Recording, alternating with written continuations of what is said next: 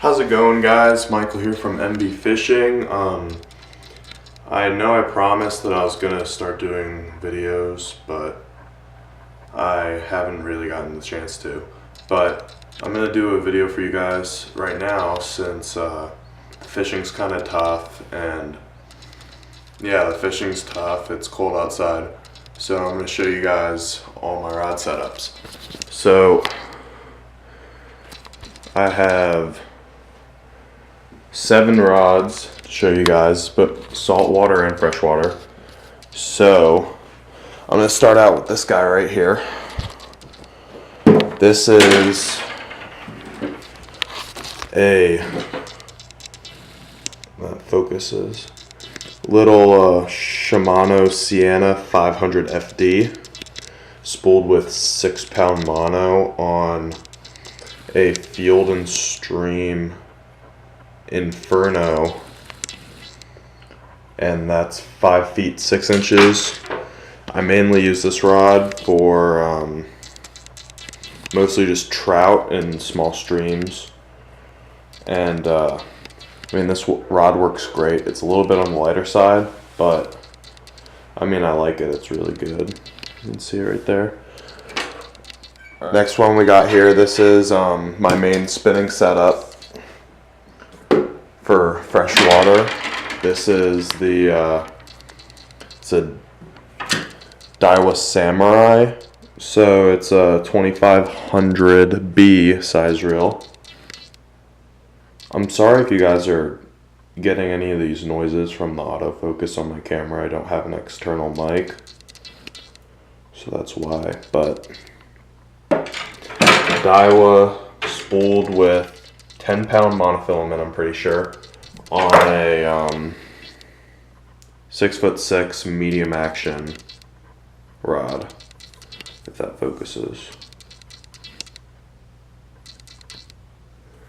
Alright, so that's my main rod for freshwater. I throw that basically with like worms or anything that's light I need to huck out. This is my main like light tackle saltwater setup.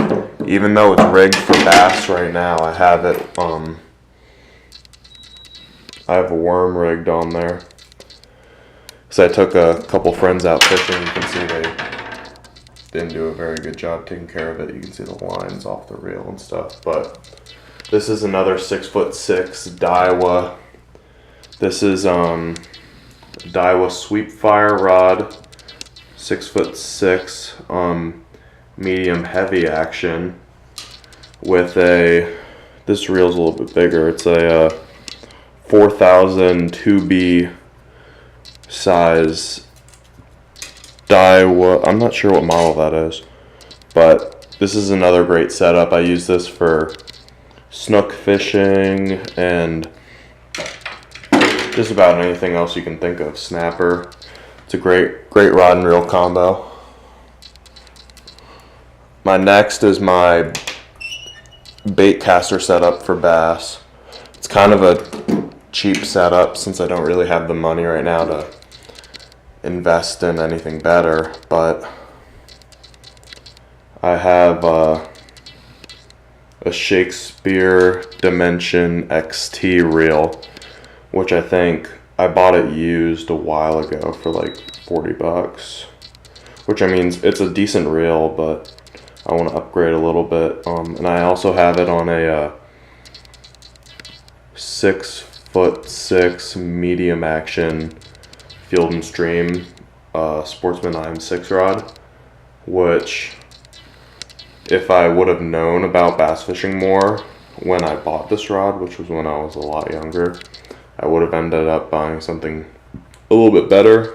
But I mean, it is what it is. I don't know if I just said it, but it's spooled up with 50-pound braid, and then I have 12-pound fluorocarbon connecting to the braid right there. Alright, on to the saltwater stuff. So this is my first rod. This is my a little bit heavier rod, so I'll use this for cudas or anything else that's big. I've even caught pretty decent sized sharks on this thing. I mean, Biggest I think I caught on this was 7 feet. And so I just have it on like an ugly stick rod, which I mean, it's kind of underrated, but these are pretty great. It's a 7-foot medium action, so it has a bunch of flex, but it also has a bunch of backbone in there, so you can really support a good fight with a fish, as well as since it's medium action, you have a lot of flex in the tip, you can cast it pretty far. And I have a Penn Fierce 2 reel on it. I think it's, I don't even know what size this is. 6,000 size, spooled with 65-pound braid. And up next, I have my boat rod slash shark rod. So I've used this thing on boats, striper fishing, or down in the Keys, fishing off of bridges for lemon sharks and whatever. So this is a Penn Squall 30 LW reel. So you can see the LW, it has the level wind on it. Great reel. My only complaint would be that it doesn't have great drag. The drag is a little bit loose, or a little bit light, I should say. Especially when you're trying to pin bigger fish, but got the Penn rod, Penn Squall. This is, did you let the dog out, hon? Been out? yeah, I let the dog out. 6'6". Doesn't say what it's rated, but I'm pretty sure this is extra heavy action because you really don't have a lot of bend in the tip at all. And also the one thing I like about this rod too is that it has a gimbal, so you can put it into a belt if you want to. This is my last rod. I could also use this as a boat rod, but this is mainly a bridge fishing rod. This is a Penn Fierce 2 combo that I have, which I also use this mainly for shark. You can see it's nice and long, sturdy, big reel. You can see next to my hand how big that is. So Penn Fierce Graphite 2 rod. I think I got this combo for $150 on Amazon. So it's a pretty good deal. So I got, it's 7-foot fast action.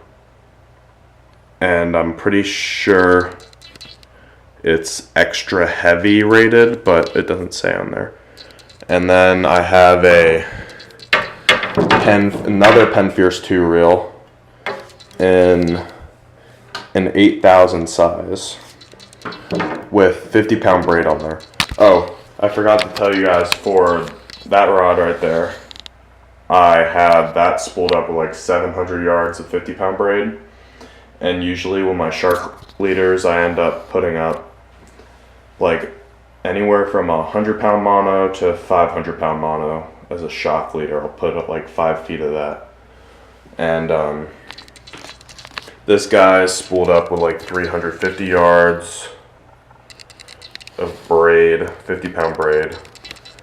And I mean, this is a solid rod. I mean, you can see hardly get any bend out of it. I was pushing a decent amount on the ceiling too. But I mean, overall, I wish it had a gimbal, but it doesn't. But I mean, overall, for the price, I mean, I think the reel by itself is like $130. So I mean, a rod like this is pretty solid for like an extra $20 for the combo. The only bummer was that, if you can see right here, the end guide came out, and when I was coming home from the Florida Keys one time, and TSA always likes to check your bags, you know what I'm saying, and it always ends up with rods being broken because they take them all out of the reel tube, and then before you know it, it ends up with them shoving all your rods back in, and guides get bent or broken, and it's not fun. So I would suggest, if you're ever going down to the Keys, to ship your rods in advance if you know someone down there, because it's a lot safer for your rods. But I mean, I guess that wraps it up. That's my rod arsenal, guys. And so it's Michael from MB Fishing, and I'll see you guys next time.